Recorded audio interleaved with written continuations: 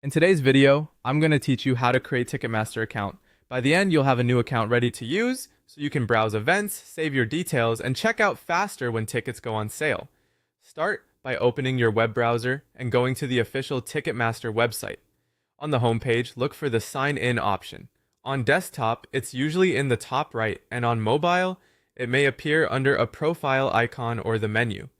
Go ahead and tap or click Sign In to bring up the sign in screen. On that screen, find the link that says Create Account or Sign Up.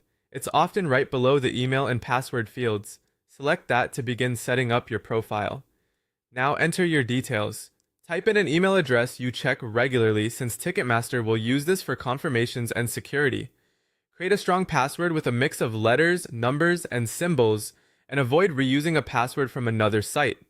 Add your first and last name exactly as you'd want them to appear on tickets. Choose your country or region, which helps Ticketmaster show relevant events and delivery options. Then add your mobile number. This is typically used for verification and account security, so use a number you can access right away. Double check the country code and the digits before moving on. Next, verify your account. Ticketmaster will send you either an email, verification link, or a text message with a code. If you receive an email, open it and click the verification button to confirm your address.